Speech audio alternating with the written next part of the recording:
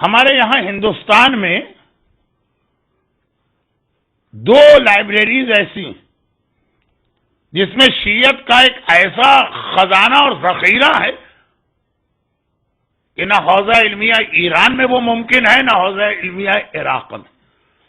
Najaf کا حوزہ کتنا پرانا ہے، 1000 سال پہلے شیخ طوسی نے اسے قائم کیا، اس وقت سے وہاں کتابیں جمع ہو رہی ہیں۔ لیکن یہ 2 ہمارے بزرگوں کی محنتیں بھی ہیں اور اس زمانے کے حالات کے تحت۔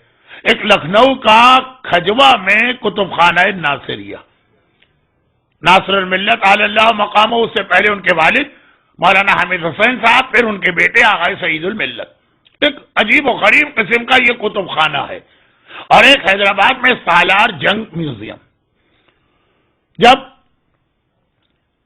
عرب دنیا میں خاص طور پر جہاں جہاں پہ معصومین کا قیام رہا، مکہ، مدینہ، کوفہ، مرو، وہاں پہ شیعہ کتابوں کو ایک باقاعدہ پلاننگ کے تحت جلایا گیا، چھپایا گیا، دریا میں بہایا گیا۔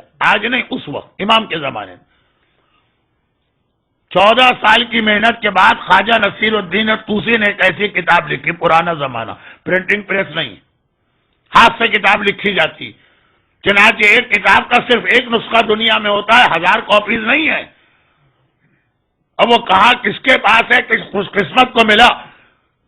پرانے زمانے میں اونٹوں پر بیٹھ کے کہیں 500 میل، کہیں 1000 میل، کہیں 5000 میل، کہیں 10,000 میل سفر طے کر کے 14 سال کے بعد ایک کتاب لکھی خواجہ نصیر الدین طوسی نے، جن کا لقب محقق اول ہے، یعنی دین شیعت کو جتنا نصیر الدین طوسی نے پھیلایا۔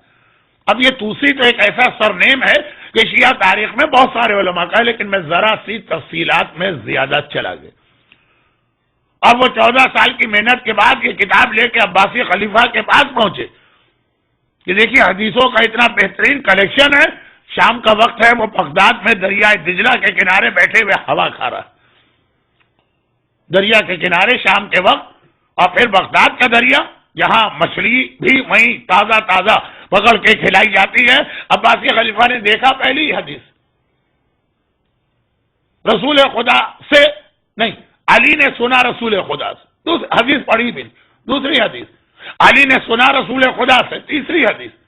وہ کتاب وہیں سے ہاتھ بڑھا کے اس طرح دریا میں ڈالی کہ 14 سال کی محنت 14 سیکنڈ کے اندر وہ سیاہی جو تھی دریا کے پانی میں جا کے دھل گئی، خالی وہ گیلے کاغذ نظر آ گئے۔ اس کتاب کا نام تو تاریخ میں آ گیا، ایسی سینکڑوں نہیں ہزاروں کتابیں۔ اب جب یہ کتابیں جلائی جا رہی تو کتنے ہی صاحبان ایمان اور سید زادے اپنا سارا اثاثہ، دولت، درہم، دینار تو چھوڑ کے خالی کتابیں اپنے بغل میں لے کے بھاگے اور پہنچے ہندوستان۔ یہی سب سے دور کا علاقہ ہے کہ جہاں پہ نہ کسی خاندان بنو امیہ کے ظالم کا کنٹرول ہے، نہ خاندان بنی عباس کے۔ یہ اس سوال کا جواب بھی ہے کہ آخر مکہ مدینہ میں سید کیوں کم ملتے ہیں اور انڈیا اور پاکستان میں کیوں زیادہ ملتے ہیں۔ جو حالات تو دیکھیں، حجاج ابن یوسف نے کسی ایک مومن کو چھوڑا، ابن زیاد کے باپ زیاد نے، زیاد کتنا ظالم و خونخوار و وحشی تھا۔ اب اس وقت جب انسان واجب ہو جاتا ہے اپنی جان کی سلامتی تو کہاں جائے گا؟ وہیں جائے گا جہاں بنو امیہ کا اقتدار نہیں ہے۔ ہندوستان آنے پہ مجبور ہو گئے یہ لوگ، یہ پناہ کی تلاش میں آئے، جو آج کل کی اصطلاح ہے کہ اسائلم یا ریفیوجی۔ تو خیر اپنے ساتھ یہ دولت، سونا، چاندی، یہ چیزیں نہیں لائے، کتابیں لائے۔ جہاں جا رہے ہیں درہم و دینار تو وہاں بھی کما لیں گے، سونا اور چاندی تو وہاں بھی پیدا کر دیں گے، کتاب کہاں ملے گی؟ اور پرانا زمانہ کہ ایک کتاب کا صرف ایک نسخہ یا کاپی ہوتی۔ چنانچہ ہندوستان کے یہ 2 علاقے، شمالی ہندوستان میں کتب خانہ ناصریہ اور جنوبی ہند میں سالار جنگ میوزیم۔ پھر جو اس کتب خانے کے بانی تھے انہوں نے بکھری ہوئی کتابوں کو جمع کیا۔ کتابیں سب نے آ کے لائبریری میں نہیں رکھی، اس وقت تو کوئی لائبریری نہیں تھی۔ جو بھی آیا وہاں سے 2 کتابیں اس کے گھر میں، 4 کتابیں اس کے گھر میں، 1 کتاب اس کے گھر میں، اور زیادہ تر یہ ہاتھ سے لکھی ہوئی۔